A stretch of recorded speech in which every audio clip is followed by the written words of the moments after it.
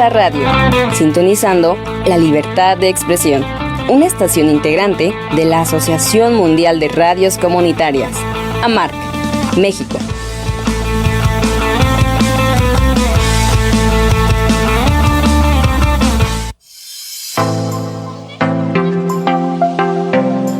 En Su Tinta Radio, un espacio para la literatura, la poesía, la filosofía y la sociedad. Aquí se lee, se dialoga y se hace humanidad. Bienvenidas y bienvenidos al territorio liberado del pensamiento y la palabra.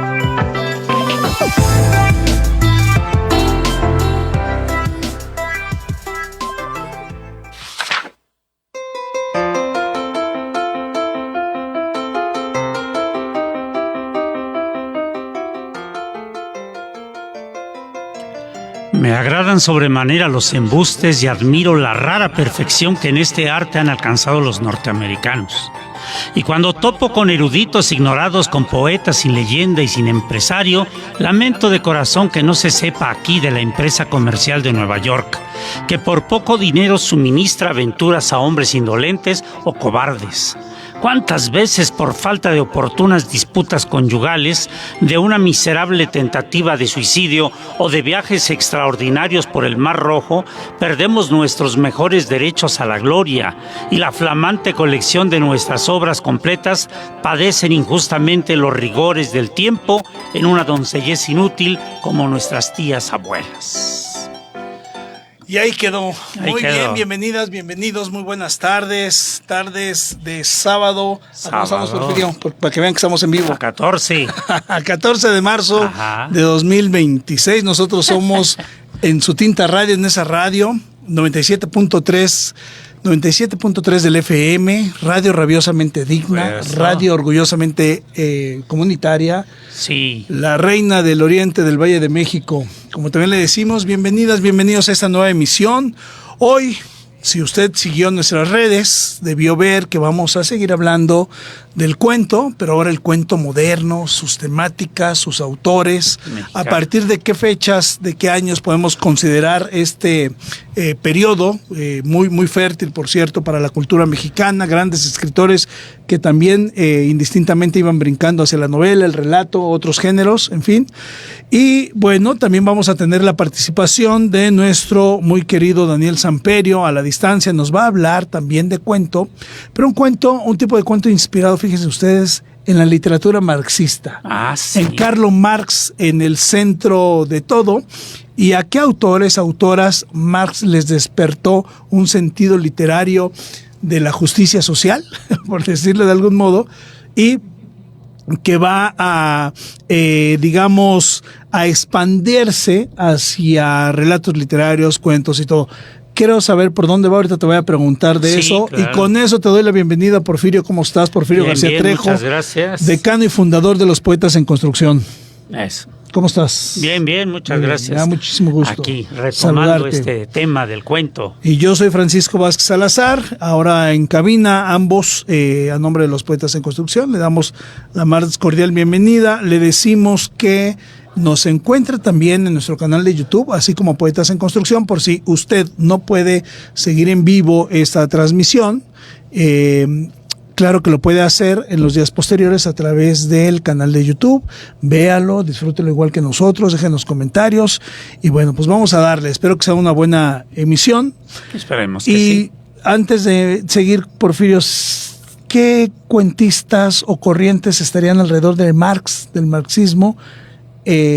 Bueno, hay varios, por supuesto. En cuento. Y más de los que uno puede recordar Personajes. o conocer. A ver, ¿Personajes o...? personalidades. Ah, sí, por ejemplo, José Revueltas.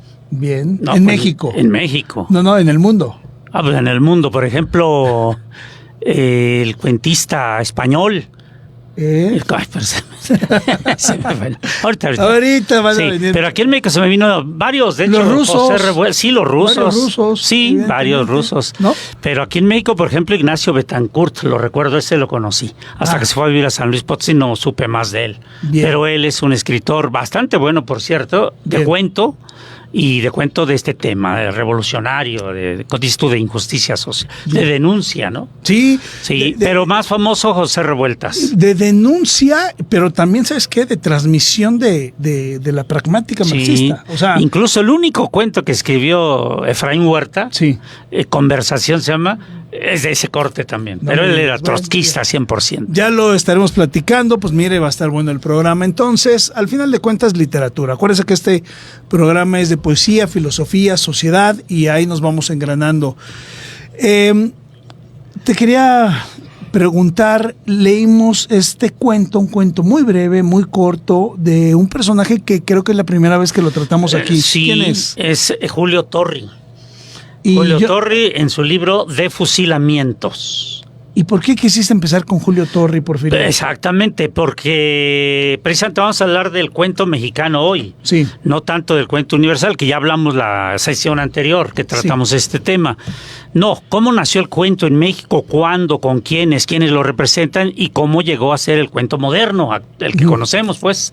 Y en ese segundo párrafo, o sea, cómo surgió el cuento moderno en México, Torri es fundamental. ¿Por qué? Porque, bueno, mira, la Revolución Mexicana en 1910, dicen, es una revolución fracasada, ¿no? Sí. Es una revolución social, pero fracasada. O interrumpida también. Ándale, interrumpida, como dice ¿quién? Adolfo Gili. Adolfo Gili, exactamente. Bueno, pues esa revolución en literatura sí revolucionó. O sea, puede que socialmente haya fracasado, pero en literatura no. En la literatura, tanto la novela como el cuento, la canción tampoco, la revolución dio formas nuevas, propuestas nuevas. Por ejemplo, sí, a partir de 1916, que nace la novela llamada Los de Abajo, que se da a conocer, mejor dicho, surge una nueva temática dentro de lo que es la novelística, pero también la narrativa en general. Porque junto a ella, bueno, el mismo Mariano Azuela, que es el autor de esa novela, escribe cuento. Entonces el cuento se moderniza, se actualiza, es lo que llaman un cuento criollista. Pero un cuento criollista que habla de balazos, que habla de reivindicaciones, ¿no? Que habla de injusticias, que denuncia cosas. Entonces, la mayoría, no todos, pero la mayoría de los escritores de ese momento abordaron el tema de la revolución. Hicieron cuento, pero con el tema de la revolución. Era lo que se imponía. ¿Dónde se instala Julio Pero Torri? Hubo una excepción, Julio Torri. Torri dijo, no, yo no quiero eso. Yo voy a hacer cuentos fantásticos, cuentos que no hablen de eso, que todos hablan. Como el que acabas de leer, ¿cómo se llamaba? A ver, a ver si lo tienes aquí a la mano. Sí. Pero bueno, mientras aprovecho, fíjate, luego entramos y ya tenemos comentario de... está interesante el nombre de nuestro compañero que nos escribe, fíjate, Asmodeo Hombre Sombra 1. ¿Okay? Va a haber Hombre Sombra 2. Me recordó, ¿sabes qué? A un personaje de Ben Loba que creo que se llama El Hombre Invisible. No sé si lo ubiques. Dice, Marx es una bestia epistemológica y metodológica. Y para quien lo dude, que suelte de la crítica al capital y se ponga a leer el 18 Brumario para ver la envergadura de Carlitos Marx. Fíjate, qué interesante. Sí. Bueno, pues también nos deja... filósofo vivo. Sí. Claro, nos deja esta tarea Asmodeo Hombre Sombra 1, claro, con mucho gusto vamos a recurrir a él y si puede, pues igual hasta lo comentamos o que nos eche una llamada y que aquí del comentario al aire. A ver, por esta situación muy particular de que estamos tratando a un Torri, todavía no entramos bien a qué es el cuento moderno y varias cosas que bueno, es que esas definiciones las dimos en la sesión anterior. Pero pero otra vez. Pero podemos darlas, sí, claro. Es que sabes que a lo mejor ponernos un poquito más técnicos. Más técnicos por lo que te voy a preguntar. A ver, sí. Pero mira, léenos el título, porque no lo leíste cuando entraste. No. Y bajo ya contexto, de esta referencia, de decir... Torri se negó a seguir la corriente cuentista asociada a la revolución. Como mucho fue después de la revolución, ¿eh? Todo estuvo atado a la revolución. ¿Qué te gusta? Pues hasta los 80, yo creo. Sí. No, de hecho, todavía de vez en cuando aparece por ahí un cuento o una novela. Sí, De lo más reciente que yo recuerdo, bueno, Rulfo, ¿no? Sí. Rulfo, No, pero más para evidentemente. acá, José Emilio Pacheco también abordó este tema. ¿Quién más lo abordó? Apenas yo no me acuerdo quién leí. Bueno, es Pero que yo muy reciente, voy a ¿eh? meter unas notas Bueno, aquí yo también mismo. y no te la esperabas, fíjate, vamos Ajá. a hablar también del cuento desde la literatura de la onda. Eso, José Agustín, sí, Parménides sí. García Saldaña, Gustavo Sainz, Gerardo etcétera. de la Torre. Gerardo de la Torre, Sí. en efecto. Y cómo hay un cuento de José Agustín que se llama ¿Cuál es la onda?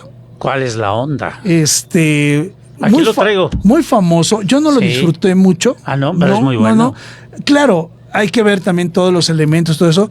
Ahorita lo comentamos, pero es muy famoso porque está en un libro que se llama algo así como Inventando el sueño. Inventando sueños. Sí, ¿verdad? Inventando sueños, Sí. es correcto. Y a partir de ahí viene una crítica muy interesante que les da el nombre de literatura de la onda. Ahorita lo Sí, comentamos, de ¿no? la No me salgo maestra más. Margot Glantz, Glantz. es correcto. Pero mira, el punto es, así como Torri, hubo corrientes como la de la onda que nada que ver. Incluso parte de lo criticado Ajá. era que utilizaba incluso mucha fraseología gringa, por ejemplo, ¿no? Sí. O, en fin, el mismo rock como un centro de información y de referencia, ¿no? Claro. Era otra cosa. Pero ahorita lo comentamos. En el caso de Torri, me gustaría que vuelvas a leer el título. El título. Y amigas, amigos, escuchemos la estructura formal del cuento. Ajá. Personajes si los hay, temática, valores que se promueven, ambientes que se promueven, Sí. contextos, referencias y la voz del autor. ¿Dónde está el autor en el cuento? A ver, venga. Se Es muy llama el cortito. cuento de una benéfica institución. Ok. Así se llama. A ver. Y es un microcuento, como Así bien lo es. dijiste al principio. Dice, me agradan sobremanera los embustes y admiro la rara perfección que en este arte han alcanzado los norteamericanos. Y yo pensaba en Trump cuando leía esto. Ah, ok. Y cuando topo con eruditos ignorados, con poetas sin leyenda y sin empresario, lamento de corazón que no se sepa aquí en la empresa comercial de Nueva York que por poco dinero suministra aventuras a hombres indolentes o cobardes. ¿Cuántas veces por falta de oportunas disputas conyugales, de una miserable tentativa de suicidio o de viajes extraordinarios por el Mar Rojo, perdemos nuestros mejores derechos a la gloria y la flamante colección de nuestras obras completas padecen injustamente los rigores del tiempo en una doncellez inútil como nuestras tías abuelas? Una crítica doncellez. al sistema capitalista. Claro. Lo podemos entender así. Sí, sí. ¿No? Lo encuentro y ya tú dime si es una característica del cuento moderno. Lo encuentro falto de cierta emoción. Ah, claro. Es Claro, correcto. Sí. A ver. Que no todos son así. Hay que leer, Ajá. mira, son muchos los cuentos que Sí, sí. forman este segundo libro de Torri. Sí, No era un escritor de demasiados libros, sí. pero tampoco de gran pasión, Bueno. esa es la verdad, pero sí de mucha imaginación. Imaginación, Sí. sí. A ver, entonces, vamos, recuperemos. El cuento moderno mexicano, ¿por qué se caracteriza? Eso es. Y vamos a desglosarlo desde su estructura Sí. formal. Y te voy preguntando paso Claro, por paso. claro, Mira, sí. ¿qué te parece? Sí. En el tema de la posición del autor, Ajá. ¿es subjetivo? ¿Recurre a terceras voces? ¿Qué predominancia ves ahí? Bueno, es sobre todo subjetivo, pero no exclusivamente. No exclusión. No, acude a lo que sea, todo lo que sea novedoso. Ok. Todo lo que no haya sido agotado por otros autores, para el cuento moderno es bienvenido. Ok. La temática, por supuesto, A eso el iba. tipo de personajes. ¿no? ¿Qué Su tipo de carácter. temáticas son las que retoman? Bueno, estamos partiendo de la Revolución Mexicana en México. Obvio, ahí el tema principal será la Revolución misma. Sí. No, para Torri no. Para Torri cualquier tema con tal que no fuera revolucionario. Entonces, ¿a qué le llamamos moderno? ¿Cuáles son los elementos que introduces para hacerlo moderno? Lo que decíamos la sesión anterior fue que el cuento moderno nace en Estados Unidos con Sí. Edgar Allan Poe. Sí. Y nace a imagen y semejanza de la industria. Sí. De la industria. Así como la ciencia, decía Poe, así como la ciencia utiliza los elementos indispensables para producir algo, una máquina, ¿no? Y producir algo, el cuento igual debe utilizar solo los elementos indispensables. ¿Para qué? Pues para decir algo. En este caso del cuento moderno, ¿cuáles serían? El cuento moderno se le llama así primero por esa tentativa. Solo utiliza los elementos indispensables, que le son indispensables. El cuento clásico, no, echa mano de muchas cosas. Sí. Parece más un relato que un cuento. Luego, el cuento moderno solo maneja un asunto. No muchos, un asunto. El cuento moderno tiene, por lo general, pocos personajes. Tiene pocos personajes. Busca un final que sea poco esperado o inesperado, pues. Que sorprenda al lector. Eso es algo común. El tipo de personajes que utiliza normalmente son originales en cuanto a su psicología o ciertas actitudes que no son comunes para los demás. Bien. No va, por lo general, el cuento moderno no es un cuento que refleje a un prototipo de la sociedad. No, habrá excepciones, pues, pero no busca tanto eso, sino busca un personaje original, psicológicamente individual. Ahora, ficción o realidad. ¿Qué predomina en el cuento? Bueno, en el moderno la ficción, por supuesto. Pero no está exento de realidad. Ya. Decía, yo ponía un ejemplo. Los cuentos de Ray Bradbury, ¿sí?, de las crónicas marcianas. Sí. Estos, por ejemplo, se ubican en Marte. Sí. Allá hay colonias humanas, porque el hombre ha llegado allá, hay naves que van y vienen constantemente, etcétera. Eso es muy humano. Sí. ¿No? Tienen su casa, tienen su familia, se van al trabajo, regresan. Lo que hacemos aquí. Y ya estamos a nada. Ahí está la realidad. Lo fantástico es que está en Marte. Así es. Y obviamente él inventa algunas situaciones que no se darían en la Tierra, sino solo allá en Marte, donde hay menos en lo personal, pues, sí. En lo personal, y ya nos dirán nuestros amigos que nos siguen, escríbanos y díganos si coincide o qué elementos a ustedes les hace vivir o sentir un buen cuento. En lo personal, a mí es el desenlace. Siempre voy a buscar un desenlace inesperado, sorprendente, que me quede en la memoria, ¿no? Claro. Más que hacíamos el ejercicio de novelas de las cuales nos podamos acordar de cómo empiezan. Sí. ¿No? Y tenemos varios casos, pero de cómo terminan, difícilmente. Dice Guillermo Samperio que en el cuento moderno sí puede haber un final cerrado. Ya. Guillermo Samperio, igual que Daniel Samperio, ¿será su hijo? Habrá que ver, o su familiar, etcétera. Sí, puede ser. Pero déjate digo, y últimamente he estado leyendo algunos cuentos, salvo tu libro que vamos a presentar. Por cierto, aprovechamos un anuncio, vamos a presentar el libro del maestro Porfirio, ¿lo traes ahí? Sí, claro. Ya lo hemos comentado aquí, de hecho parece que ya lo presentamos aquí. Este libro que se llama Cuentos y Relatos, de Porfirio García Trejo, de Tiempo Ediciones, lo vamos a presentar al rato a las 7 de la noche en el Foro Cultural Los Herrera, que está en Verdolaga, número 150, Colonia Benito Juárez. Sí, justamente en la esquina con Cielito. Cielito Lindo y Verdolaga. Si puede, dése su vuelta. Ahí vamos a estar presentando este libro. Dése su vuelta, hagamos la comunidad, hagámonos camaradas en torno a la literatura. Claro. ¿Qué le cuesta agarrar una combi? ¿Ya cuánto cuestan las combis? 14 pesos. De 14 pesitos aquí sobre la Chimalhuacán, y se baja ahí pasando la Sor Juana yendo hacia la Esperanza, ¿no? Sí, hacia la Esperanza, pero... Sí, estamos hablando de aquí, de donde estamos, en el Centro Cultural. Exacto. Pasando la Sor Juana, pasando de ser Palacio como 5 Municipal, llegas a Sor Juana y 4 calles después. 4 calles. Y ahí busca Verdolaga y 150, y va a ser usted bienvenido. Luego que sí. Luego hay cosas bien ricas de comer y bueno, lo demás no lo puedo decir aquí al aire, pero hablo de consumos responsables. Sí, es. Entonces, desde su vuelta lo vamos a presentar, salvo lo que he estado leyendo de este libro, los que leí, retomé el de, por ejemplo, el de José Agustín. No, o sea, unos...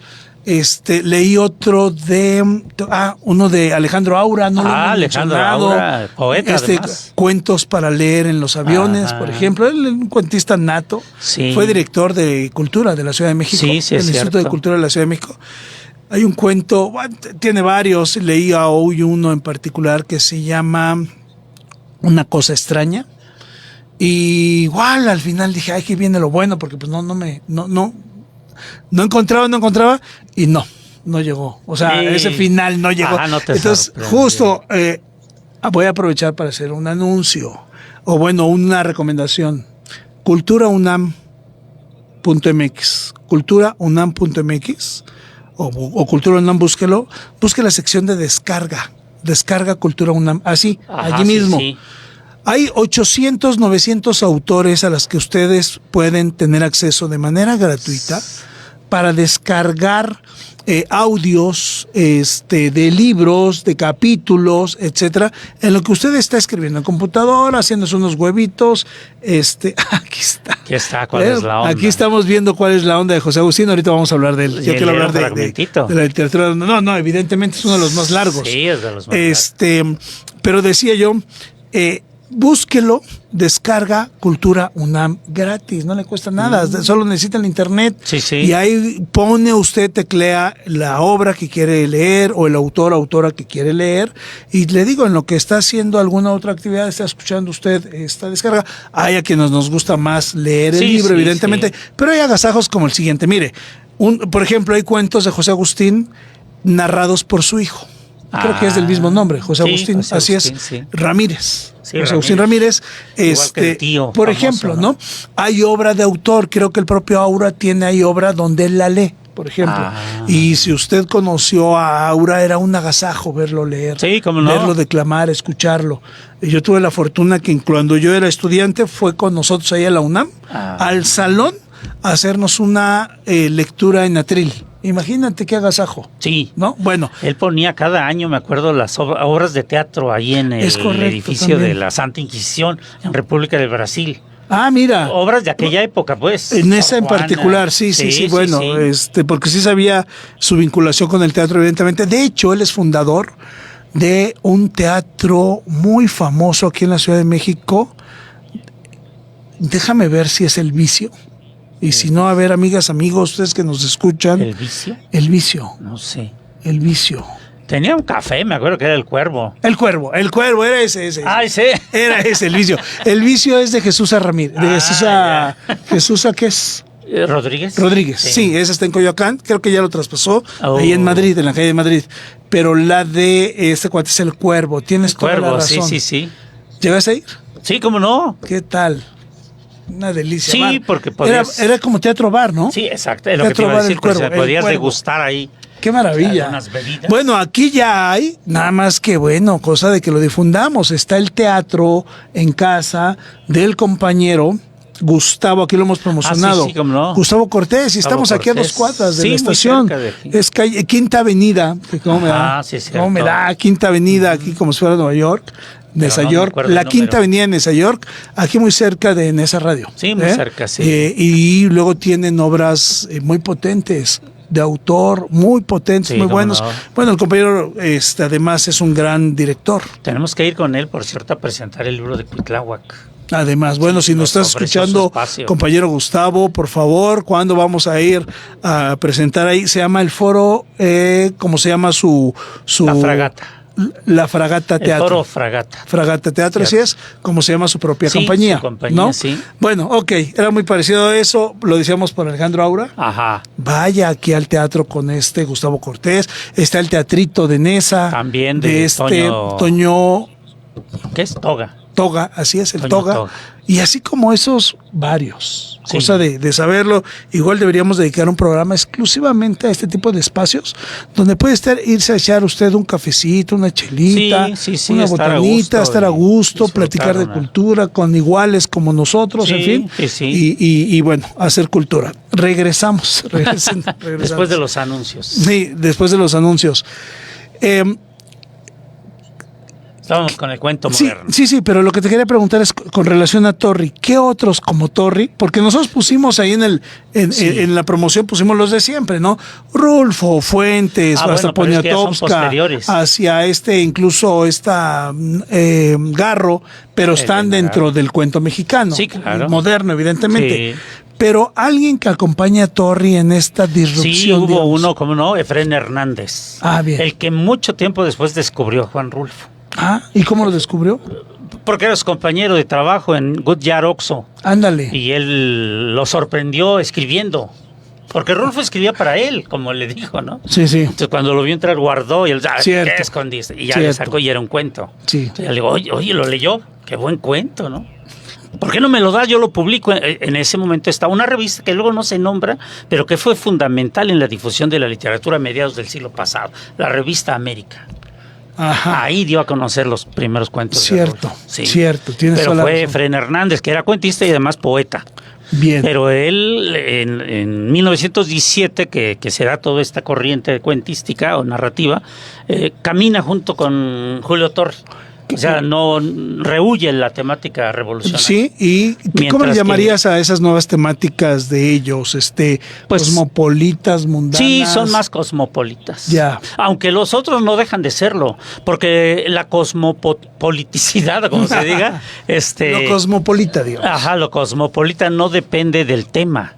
También, pero no es lo fundamental, sino la forma. Okay. Y precisamente por eso decía yo, es una revolución que a lo mejor socialmente no cambió nada, pero en cuanto a literatura sí. Ya. ¿Qué hay antes de esto?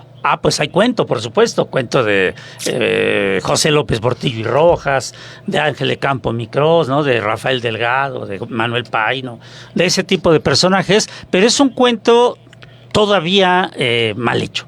O que conserva valores de otras épocas, pues. Por ejemplo, la descripción es profunda y lenta y cansada. Era parte de... Y el cuento moderno rechaza eso, dice, no. Se Que va no al haya de grano. preferencia de descripción, pero sí va a haber que sea brevísima. Al grano. Sí. Mujeres en el cuento, Porfirio. Pero no de esa época. Solo en esa época No. una. De este cuento moderno. Pero déjame nombrarla, la única de a esa ver. época, Nelly Campobello. Claro.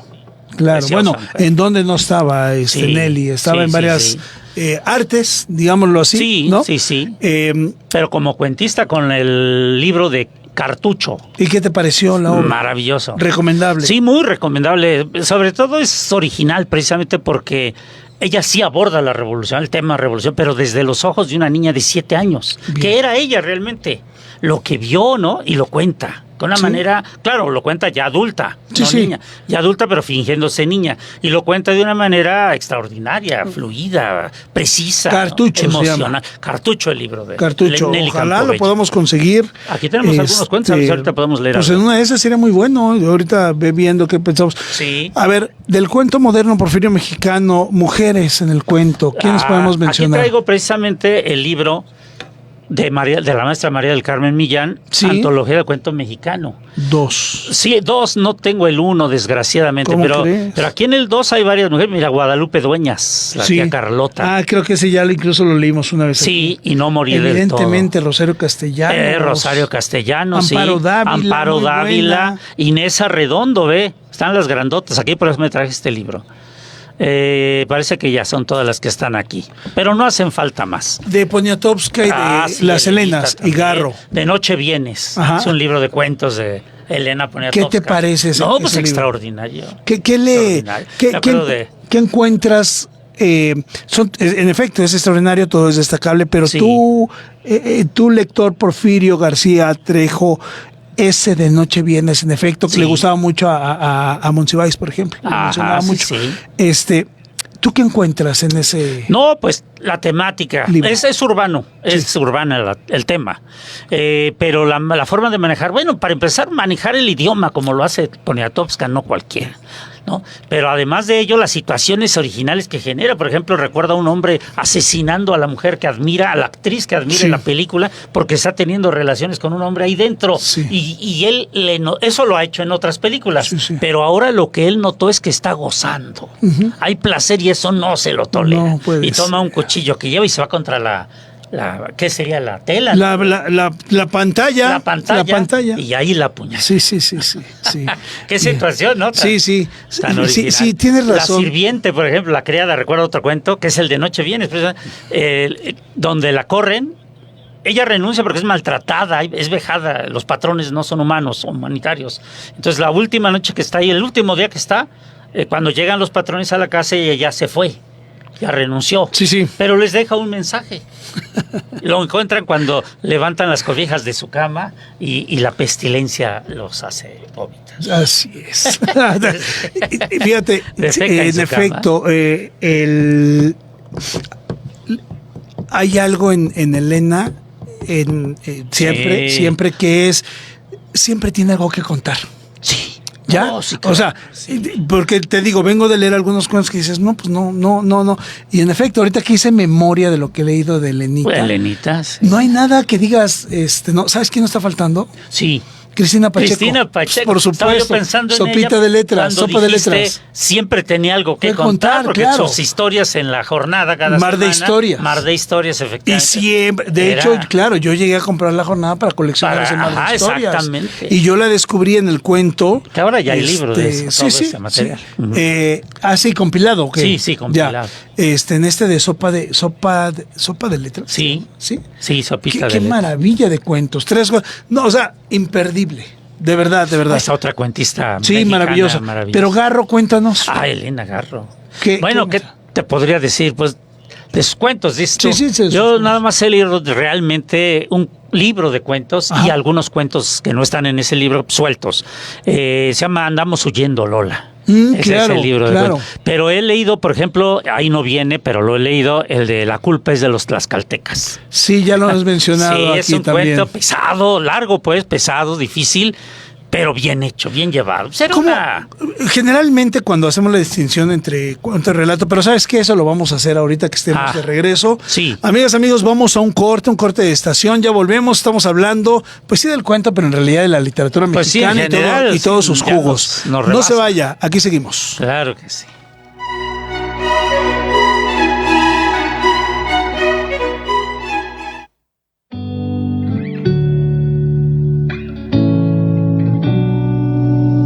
Vamos a un corte de estación. En Su Tinta Radio ya regresa con más pensamiento y palabra. Estás escuchando en Nesa Radio 97.3 de tu FM, sintonizando la libertad de expresión. ¡Árbitro! ¡Árbitra! ¡Ingeniero! ¡Ingeniera! ¡Soldado! ¡Soldada! ¡Científico! ¡Científica! Si las mujeres y las niñas escuchamos lo que podemos ser, nuestra realidad cambia. Y en México es tiempo de nombrar a las mujeres. 8 de marzo, Día Internacional de las Mujeres. Todas podemos ser lo que queramos. Secretaría de las Mujeres.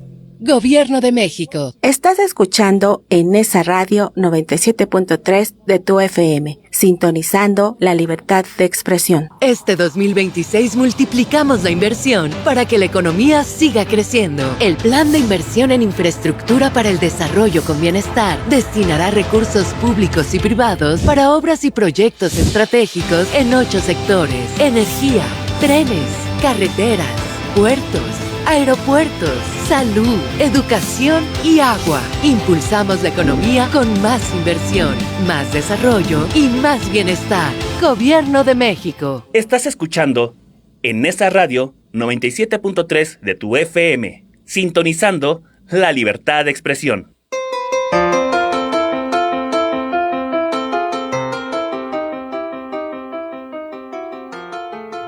Y pasaba todos los días, flaco, mal vestido, era un soldado.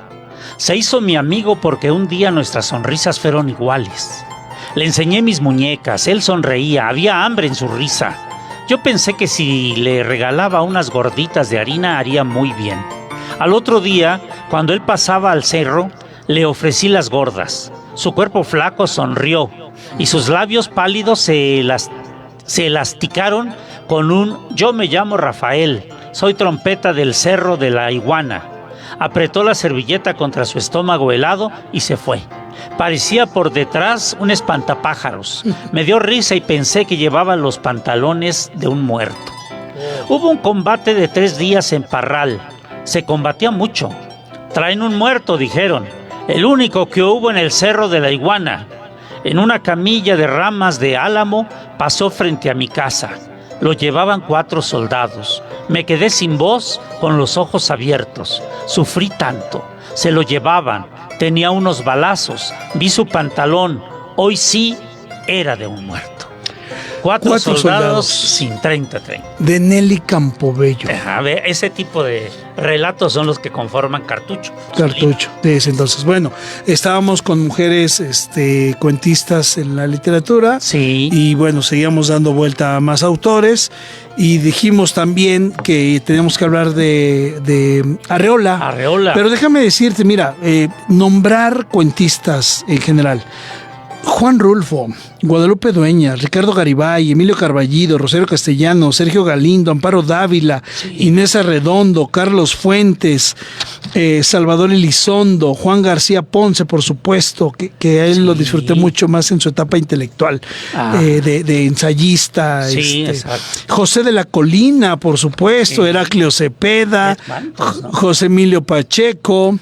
Nos está faltando Bruno Traven, que hizo su carrera aquí no, y que escribió cuento en México. También. Sí, claro. Canasta muy tradicional. Sí. Ese lo vimos mucho en la primaria. Mira. Los cuentos de Bruno Traven, por supuesto. Sí. Mira, aquí también tengo a Juan José Arreola, que... A ver, dinos de Juan José recomendó. Arreola, sí, así es. Está el cuento El Guardagujas, ¿sí? Que obviamente es largo, es absurdo. Yo le decía a la maestra Gaby Valenzuela que existía en México, existía el cuento del absurdo. Ella me decía, no, eso no existe, existe el teatro del absurdo. Pero es producto de la Segunda Guerra Mundial. Sí. Y el cuento no tendría sentido.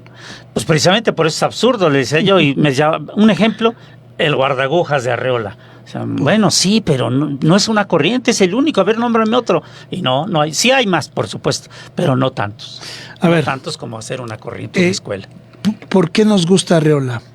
A mí me gusta por su lenguaje. Sí. Pero a ver si coincidimos. ¿Tú cómo calificarías el lenguaje de Arreola? No, pues era sumamente pulcro. Ajá. No, era riquísimo para empezar, pero aparte el manejo pulcro. Sin dejar Creo que de ser no hay otra costumbrista. palabra. No, pero era pulcro. Sí. Yo recuerdo cuando allá estábamos en clase y Efrén le entregó un cuento que escribió. ¿Fue tu maestro? Sí. Qué maravilla. Le entregó Efrén un cuento que escribió influido por Arreola. Arreola lo leyó para todos y dijo, se quedó maravillado. Y le preguntó, y ahí revela cuáles eran las influencias de Arreola, porque le dijo, perdone usted, ¿ha leído a Borges?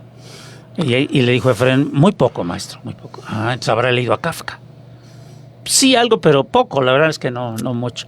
Entonces habrá leído a quién le dijo, Walt Whitman. No, el del, ay, qué bárbaro.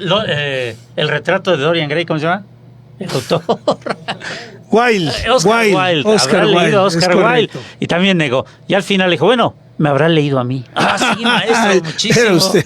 Pues sí, se nota, tiene usted la influencia. Tiene más cuentos como este. Tengo 42, le dijo. Cosa que era mentira.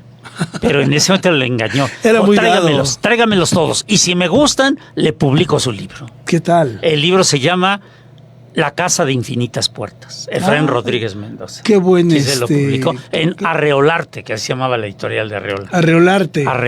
Fíjate, Arreola igual también estaba muy contenido, no sé ahora, en los libros de educación básica. Lo conocimos mucho a Arreola por los libros de educación básica, y yo tuve la fortuna de cuando estuvo contratado en Televisa. Te acordarás de este programa nocturno, sí, cómo no, donde él salía, no sé si era semanal, no lo recuerdo, que después, ahí le pegaron todos los demás porque se subió Paz, etcétera, etcétera, pero Arreola logró convencer a este gran emporio de comunicación masiva que la cultura también valía la pena, ¿eh? Sí. Y luego andaba de comentarista, creo que hasta de fútbol. Sí, lo metieron, no lo hacía. Ahí es donde una vez nos invitó al programa de televisión, iba a entrevistar a alguien, un escritor, y fuimos y no llegó. La persona que iba a ser entrevistada por alguna razón no llegó. Entonces le dijimos, ¿qué va a hacer, maestro? No se preocupen. Sí, se acabó de Arreola. Ayer terminé un librito, ahorita voy a hablar de él. ¿Qué tal? Pero habló de arqueología y de cosas así. Una maravilla. Pero con un conocimiento, porque él siempre presumía su memoria. Sí. Se dice, lo mejor de mí no es mi inteligencia, es mi memoria. Y a ver, léenos algo del Guardagujas, ya para mí es entrañable. Sí, cómo no, así empieza. Dice, el forastero llegó sin aliento a la estación desierta. Su gran valija que nadie quiso cargar le había fatigado en extremo. se enjugó el rostro con un pañuelo y con la mano en visera, miró los rieles que se perdían en el horizonte. Desalentado y pensativo consultó su reloj, la hora justa en que el tren debía partir. Alguien salido de quién sabe dónde le dio una palmada muy suave. Al volverse, el forastero se halló ante un viejecillo de vago aspecto ferrocarrilero. Llevaba en la mano una linterna roja, pero tan pequeña que parecía de juguete. Miró sonriendo al viajero y este le dijo ansioso, sin pregunta. No, su pregunta. Usted perdone, ¿ha salido ya el tren? Le contesta el otro. ¿Lleva usted poco tiempo en este país? Dice el forastero. Necesito salir inmediatamente, debo hallarme en T mañana mismo. El otro le dice, se ve que usted ignora por completo lo que ocurre. Lo que debe hacer ahora mismo es buscar alojamiento en la fonda para viajeros. Y señaló un extraño edificio ceniciento que más bien parecía un presidio. Pero yo no quiero alojarme, sino salir en el tren. Alquile usted un cuarto inmediatamente, si es que lo hay. En caso de que pueda conseguirlo, contrátelo por un mes. Le resultará más barato y recibirá mejor atención. ¿Está usted loco? Yo debo llegar a T mañana mismo. Francamente, debería abandonarlo a su suerte. Sin embargo, le daré unos informes. Por favor. Este país es famoso por sus ferrocarriles, como usted sabe. Hasta ahora no ha sido posible organizarlos debidamente, pero se han hecho ya grandes cosas en lo que se refiere a la publicación de itinerarios y a la expedición de boletos. Las guías ferroviarias comprenden y enlazan todas las poblaciones de la nación. Se expanden boletos hasta para las aldeas más pequeñas y remotas. Falta solamente que los convoyes cumplan las indicaciones contenidas en las guías y que pasen efectivamente por las estaciones. Y sigue, ¿no? Y sigue. Un cuento absurdo. Y curiosamente, ahorita que abro otra vez nuestra transmisión, está en línea viéndonos nuestra querida amiga poeta Elizabeth Maldonado, que le mandamos un saludo. Saludos, así que compromiso cumplido, compañera Eli, porque estamos leyendo un fragmento del guardabujas. Mira, tengo aquí algunos datos nada más de Juan José. Dalos. Nació en 1918, dice, en Ciudad Guzmán, también llamada Zapotlán, Jalisco. Autodidacto. Así es. Eso que era lo que más presumía. Sí, es lo que te iba a decir, que nos lo presumía mucho. Totalmente. Decía, yo no estudié, salvo la primaria, yo no estudié más nada, y sin embargo, véanme aquí de maestro universitario. Y yo lo vi platicar con doctores de literatura. Y hoy que nos piden posgrados y tantas cosas y se certificaciones aquí, autorizaciones, y se pierden esos personajes. Sí. No sé cómo le harían para tener otro así frente a grupo. Lo primero que te va a decir un consejo técnico ahí en la universidad es, no, pues no tiene su papelito. Sí, el papel. Ya, él no tenía el papel, se lo pidió. Por eso el que le consiguió empleo ahí en la UNAM fue López Mateos. Habría que, sí, y fíjate, qué interesante, habría que ver qué pasaría en estos casos de vacas sagradas, que ¿cómo te vas a perder de, no? En fin. Pero es que sabía mucho más que muchos doctores. Para mí era entrañable, déjame decirte, porque pues yo provengo de familia ferrocarrilera, no sé si usted lo sabía. No, yo pero a mucho orgullo lo digo, de familia ferrocarrilera, criada en el caso materno de Acámbaro, Guanajuato, donde salió la primera máquina hecha por mexicanos, por manos mexicanas. Qué maravilla. Así es. Sí. Donde habría trabajado el papá de este conductor muy famoso también en ese proyecto, que era Guillermo Ochoa. Y cuenta, hay unas crónicas muy exquisitas de Guillermo Ochoa, se las recomiendo, se llama La Vida Va, y habría que ver si no este cuate trae cuentos allí, así se llama, La Vida Va, crónicas breves, donde cuenta, mucho de lo que cuenta es su padre y el ferrocarril. Bueno, a mí el guardagujas, imagínate, a mis 9 años, 10 años, 11 años, ¿no? Leyendo eso y con esta, pues, esta referencia hacia el tren tan cercana a mí. Pero bueno, ya tenemos en la línea. Arriola murió en febrero del 2001. Así es, nos duró un buen rato. Ya tenemos en la línea Daniel Samperio. Daniel, ¿cómo estás? Muy buena tarde. Maestro, ¿qué tal? Muy buenas tardes. Un saludo a todo el auditorio y por supuesto también al maestro Porfirio García. ¿Cómo está? Saludos, Daniel. Pues aquí emocionados en la cabina que vas a resucitar a Marx. Cuéntanos, ¿de qué se trata? Resucitar no, maestro. Marx nunca ha muerto. Cuenta. Correcto. Bueno, pues hoy conmemoramos que un día como hoy, 14 de marzo, pero de 1883, murió uno de los más influyentes filósofos políticos, que retrataron o que tienen una de las teorías más importantes, el materialismo histórico dialéctico, el autor del Capital, Manifiesto comunista, por supuesto, el Homo Faber, etcétera. Podríamos desentrañar todo el tema de su pensamiento, pero el día de hoy vamos a relacionarlo con el cuento, que es precisamente de lo que han estado hablando, maestros. Y que debí entrarle por el tema, tiene razón, de lo que se conmemora hoy. Tiene razón, gracias por recordárnoslo, 14 de marzo.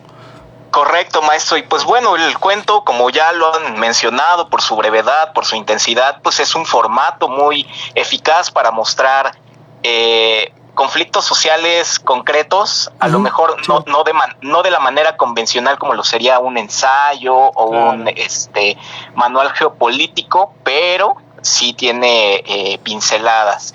Desde una lectura marxista, muchos cuentos pueden interpretarse como representaciones de las relaciones de poder y de producción dentro de la sociedad. Muchos cuentistas, en este caso, incorporaron estas preocupaciones en sus relatos. El primero, yo creo que el más importante, ya estuvimos hablando con el maestro Porfirio hace un par de semanas de esta corriente del realismo socialista, Máximo Gorki, Anton Chekhov, etcétera, ¿no? Máximo Gorki pues es el precursor, el máximo exponente del realismo socialista. La relación, si bien no fue directa, sí es una relación ideológica.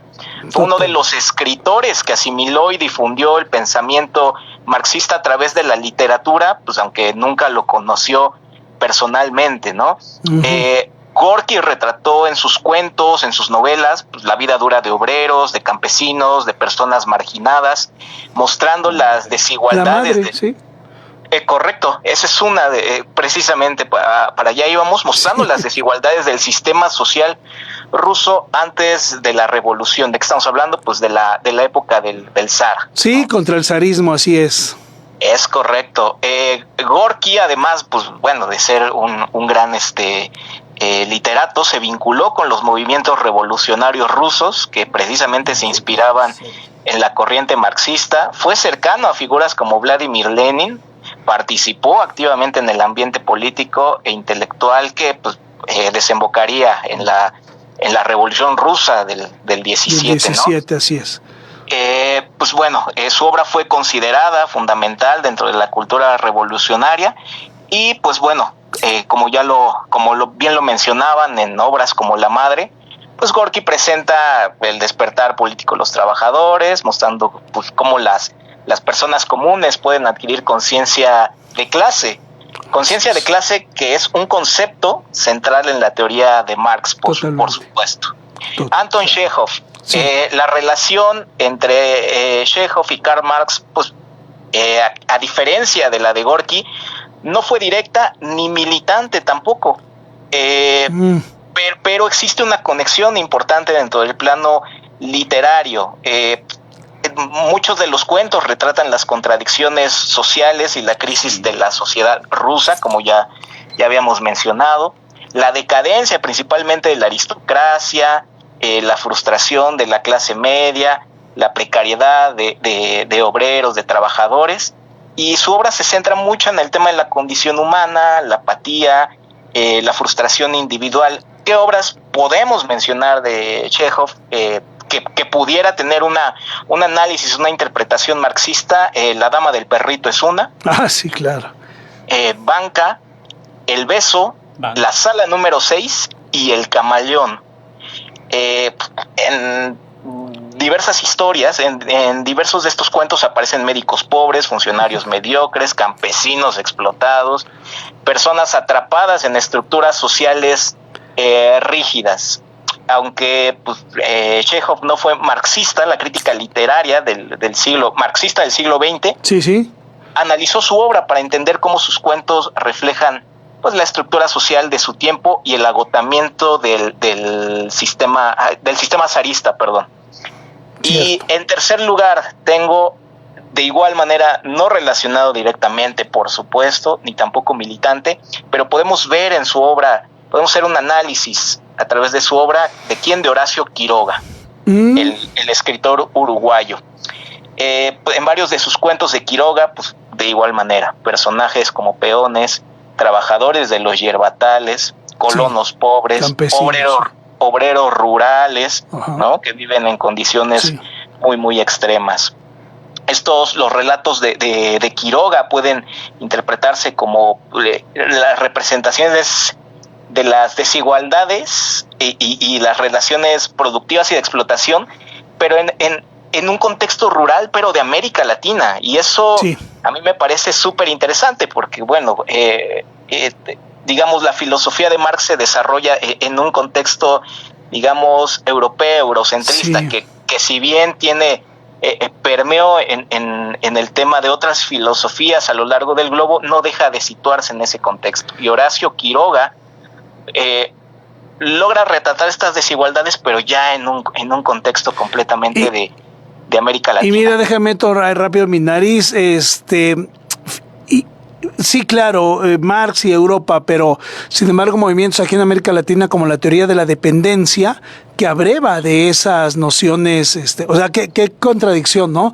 Es localista, es de América Latina y sin embargo, para decir no al injerencismo, pues, para decir no a la dependencia tecnológica, para decir no a la imposición de modelos de desarrollo, ciertamente hay rasgos de la visión europea de Marx. Sí, ¿no? Completamente. Por mencionar un caso, por ejemplo, la filosofía de la liberación de Dussel, de claro, Dussel, sí. Claro. El escritor argentino, que si bien, bueno, él no escribe novela o cuento, pues bueno, adaptó la filosofía marxista, o tomó gran parte de ella y la adaptó al tema de la emancipación de los pueblos originarios. La liberación, así es. Correcto, maestro. Y bueno, ya para finalizar, una breve anécdota. Pues Karl Marx no solo fue un teórico económico, un filósofo, fue también un narrador talentoso. Utilizaba cuentos para explicar conceptos complejos como la historia o el cuento de Hans Ruckl y el diablo, el cual improvisaba para sus hijas durante el exilio de Marx en Londres.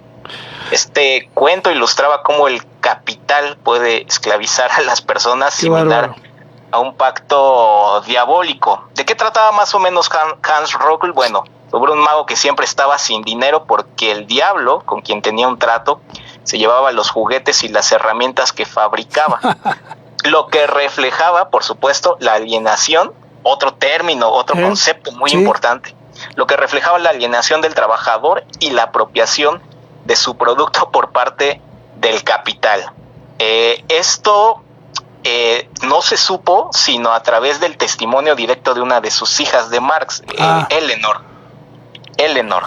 Los cuentos se los contaba a sus hijas Jenny y Laura, pero Eleanor, que era la hija menor, recordaba estas historias. Mira. Y fue gracias al testimonio de ella que se supo esta, digamos, anécdota de Marx con el cuento. No, hombre, qué chulada.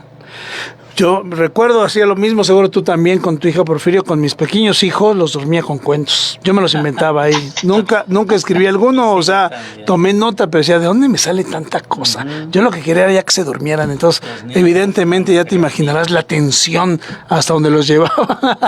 Que se aburrían y se quedaban dormidos. No, no es cierto.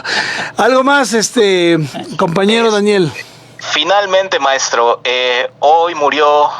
sí, Jürgen justo Habermas. Lo quería comentar, así es. El filósofo Jürgen Habermas. Así es. Bueno, pues, importante recordar ahorita, quédate mi comentario. Comunicativa. Por supuesto, maestro, se lo dejo para... No, bueno, dale un comentario que te va a escuchar hasta donde esté. Ándale. ¿Qué le quieres decir? Totalmente, no, bueno, sin duda teoría de la acción comunicativa para muchos de los comunicólogos y periodistas y por supuesto científicos sociales. Filósofos, claro, de todas partes del mundo. Habermas fue un pilar indispensable de nuestra formación. Entonces, pues bueno, una pena, pero pues su 96 legado, años, ya estaba grandecito. Totalmente. Pero bueno, si quieres quédate aquí en la línea, mira, muy rápido comento, en efecto, mira, más que para los periodistas, en efecto, para los comunicólogos, científicos sociales, filósofos, porque él, en efecto, a la luz de una escuela marxista, que es la teoría crítica, bueno, la escuela de Frankfurt, que desarrolla lo que es la teoría crítica, de hecho, él mismo es profesor de Frankfurt, de la Universidad, en fin, muy reconocido, él de hecho fallece allá en Alemania. Dentro de esta teoría, él junto con Horkheimer, o no sé cómo se pronuncia en alemán, Horkheimer, y digo, Walter Benjamin, también, ¿ya? Okay.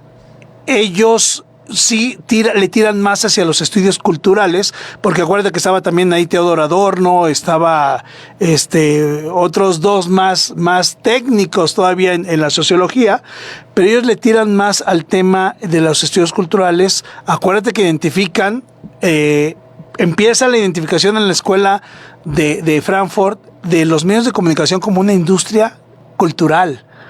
La cultura de la comunicación de masas y todo lo que se desprende de los estudios. ¿Qué hace a Habermas? Rápido lo comento, diferente, porque sigue caminando con sus estudios en comunicación. Digo, Benjamin en la parte de cultura, mis respetos. Ahí la verdad es que es un gran referente. Todo el impacto de la cultura, consumos culturales para entender al ser humano, digamos, del siglo XX.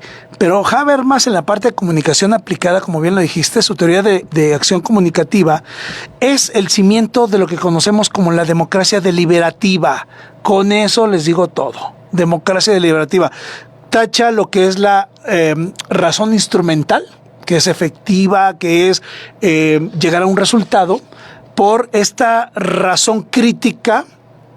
Tiene un nombre, vamos a llamarle de la acción comunicativa, donde él pide que entres en diálogo sí o sí con el otro en condiciones de igualdad, ¿no?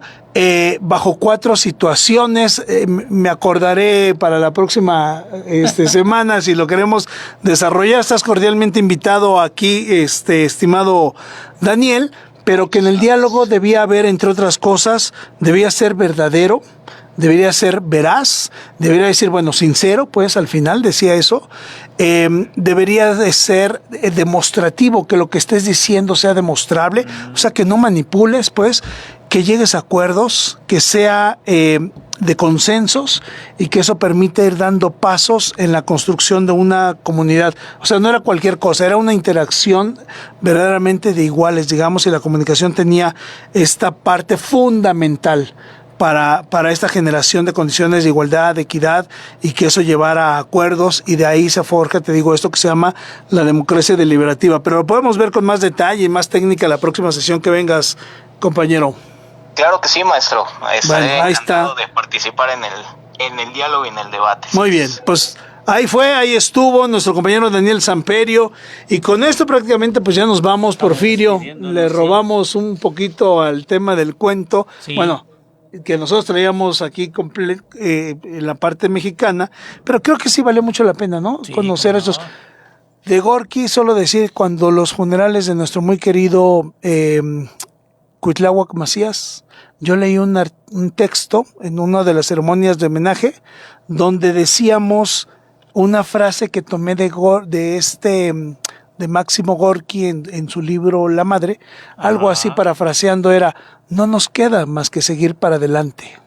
Decía después de una reunión con obreros, siempre tenso, siempre con el miedo a ser atrapados, acuérdate, sí.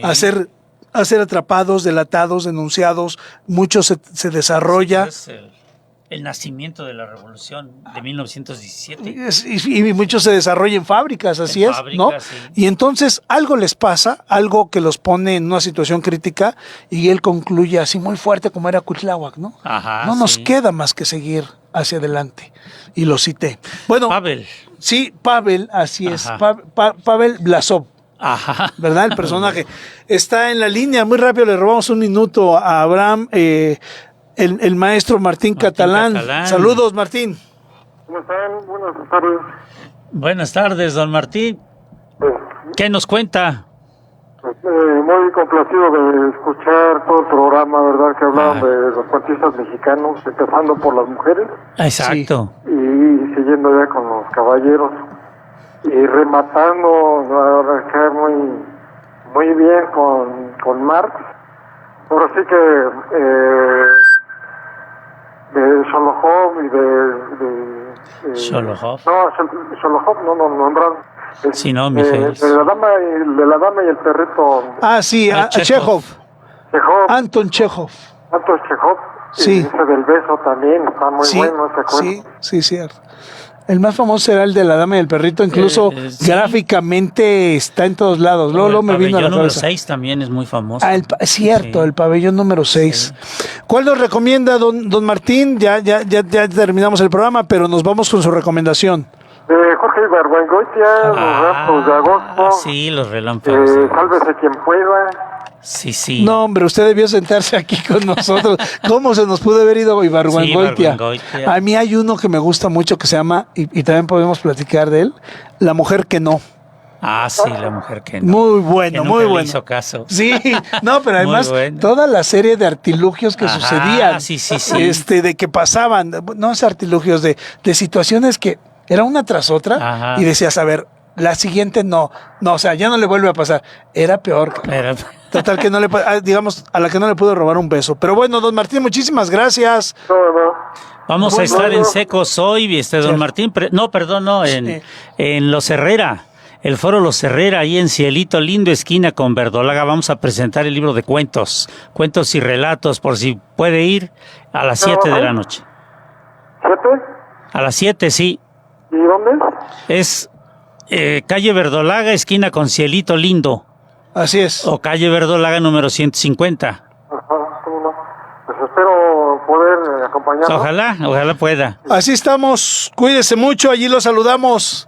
Hasta luego, gracias. Un abrazo, gracias. Ya nos vamos. Nos vemos próxima semana en su Tinta Radio, en esa radio. Hasta luego, Porfirio, gracias. Gracias, hasta luego. Gracias.